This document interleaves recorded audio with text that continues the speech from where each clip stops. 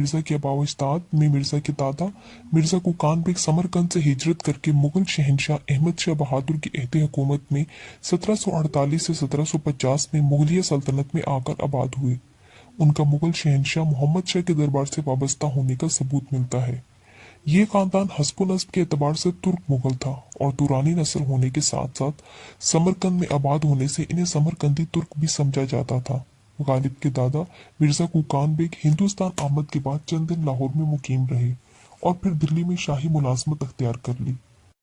Mirza कुकान bag की औलाद में 4 लड़के और 3 लड़कियां थीं, जिनकी तस्दीक गालिब के उस खत से होती है जो उन्होंने आखिरी जिंदा फूफी के इंतकाल पर मुंशी नबी बख्श हकीर को लिखा था, जिसमें वो लिखते हैं कि मंगल के दिन 18 रबीउल अव्वल को शाम के वक्त वो फूफी कि मैंने बचपन से आज तक उसको माँ समझा था और वो भी मुझको बेटा समझती थी, मर गई। अपने दोस्त मुंशी नबी बख्श शकीर को वो लिखते हैं कि मेरे लिए वो सिर्फ एक फूफी नहीं थी, बल्कि गोया उसके मरने से मैं ये समझता हूँ कि 9 आदमी मरे, 3 फूफियां, 3 चचा, एक बाप और एक दादा और एक दादी। यानी इस मरहुमा के होने से मैं जानता था कि ये 9 आदमी जिंदा हैं। उसके मरने से मैंने जाना कि ये 9 आदमी एक बार मर गए। सिपागरी सदियों से इस खानदान का पेशा था। इनके वालिद अब्दुल्ला बेग खां, चचा नसरुल्ला बेग खां भी रिवायत खानदान के मुताबिक इसी पेशे से वाबस्ता और मुअज्जिज थे।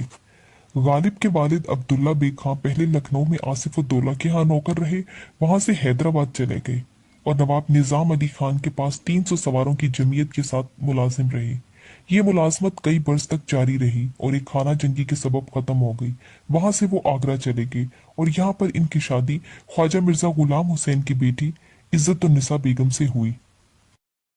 फिर मिर्जा अब्दुल्ला बेग उर्फ मिर्जा दूल्हा बेग के यहाँ 27 दिसंबर 1797 में इनके यहाँ एक लड़का पैदा हुआ, जिसका नाम असदुल्ला बेग रखा गया।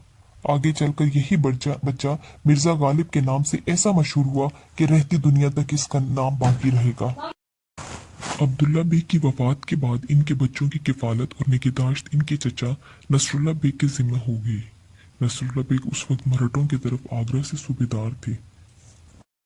18 अक्टूबर 1803 को जब आगरा पर अंग्रेजी अफवाज ने हमला किया तो मिर्जा नसरुल्ला बेग खान ने किला आगरा लॉर्ड लीग के हवाले कर दिया, जिस पर अंग्रेजी अफवाज आगरा में दाखिल हो गई और मराठों का असर खत्म हो गया। लॉर्ड लीग ने मिर्जा नसरुल्ला बेग खान को 1700 रुपये मुशाहदे के साथ 400 घुड़सवारों का रिसालदार मुकर्रर कर दिया। अप्रैल 1806 में मिर्जा नसरुल्ला बेग खान हाथी से गिरकर जख्मी हुए और इंतकाल कर गए। नसरुल्ला बेग ने अपने भाई की वफात के बाद अपने भाई के बच्चों को बड़े नाज प्यार और लाड से पाला था। उधर ननियाल भी, जहां अब्दुल्ला बेग खान शादी के बाद से मुकीम थे, मालदार थे। ये सब बच्चे चचा और माँ की निगरानी में रईसादों की तरह पले। यही वजह है कि जब 1806 में चचा का इंतकाल हुआ तो उस वक्त भी उनको वो मुश्किलात का सामना नहीं करना पड़ा जो एक यतीमी में बच्चों को करना पड़ता है। गालिब की उम्र उस वक्त कमोबेश 9 साल थी और मिर्जा यूसुफ उस वक्त 7 साल के थे। 4 मई 1806 को नवाब अहमद बख्श खान नवाब रियासत फिरोजपुर जिरका ने अंग्रेजों से सिफारिश करके पसमानदगान का वजीफा 10,000 रुपये मुकर्रर करवा दिया, जिसमें गालिब की दादी, 3 फूफियां और छोटा भाई भी शामिल था। 7 जून 1806 को वजीफे की यह रकम 10,000 से कम करके 5,000 कर दी गई।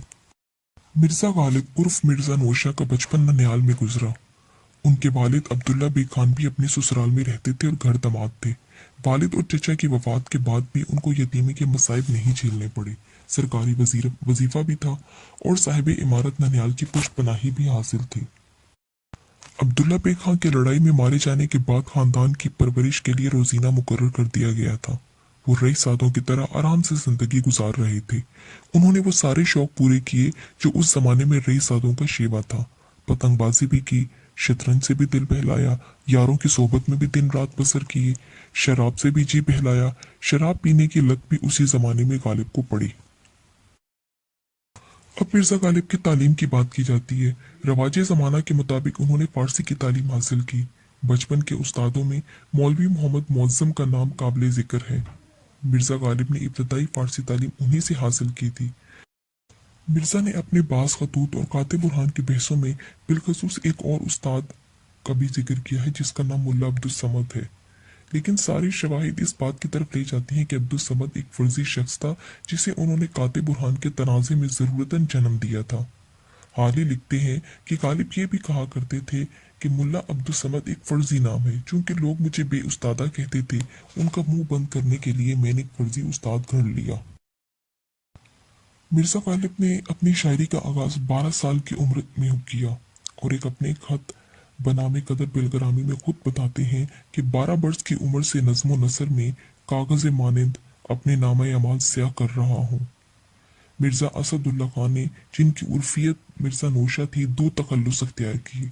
शुरू में असद तखल्लुस था और जब फारसी में शायरी की तो गालिब तखल्लुस अख्तियार किया, लेकिन बाद में असद तखल्लुस को तर्क करके उर्दू और फारसी दोनों में गालिब तखल्लुस अख्तियार किया।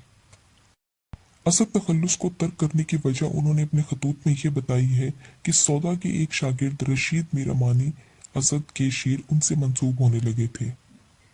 इस वजह से उन्होंने अपना ये तखल्लुस असद तर्क करके अपना तखल्लुस गालिब रख लिया, जो कि उर्दू और फारसी दोनों शायरी में था। गालिब की अज़दवाजी जिंदगी पर नजर दौड़ाते हैं। गालिब की जब शादी हुई तब वो 13 बरस के थे।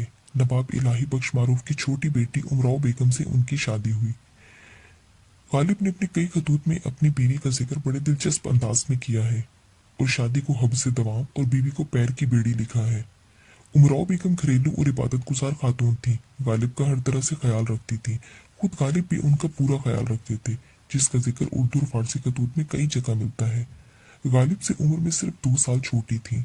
उनसे 7 बच्चे पैदा हुए, लेकिन बदकिस्मती से कोई जिंदा ना रहा। एक खत में लिखते हैं, 72 बरस की उम्र में 7 बच्चे पैदा हुए, लड़के भी थे लड़कियां भी थीं, और पर किसी की उम्र 15 महीने से ज्यादा ना हुई। गालिब ने बेऔलादी का दुख मिटाने के लिए अपनी बीवी उमराव बेगम के भांजे मिर्जा जैनुल आबदीन खां आरिफ को गोद ले लिया। गालिब उनसे बहुत मोहब्बत करते थे, लेकिन वो ऐन जवानी में वफात पा गए। दीवाने गालिब में गजल की हैत में इनका मर्सिया भी मौजूद है। इसके बाद मिर्जा जैनुल आबदीन खां आरिफ के 2 बेटे, उनको उन्होंने अपने मानवी पोते समझा, बाकिर अली खान और हुसैन अली खान। ये दोनों भी शायर थे। बाकिर अली खान कामिल तखल्लुस करते थे और हुसैन अली खान उर्दू में शादा और फारसी में ख्याली तखल्लुस करते थे। गालिब जिस दौर में जिंदा थे वो अबूरी दौर था।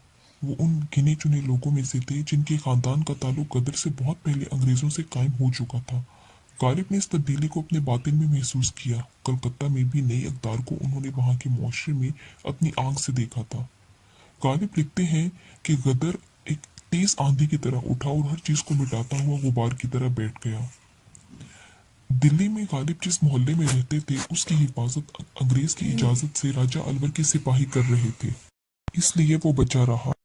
1857 की बगावत के बाद गालिब ने देखा और महसूस किया कि अब हर चीज तेजी से बदल रही है।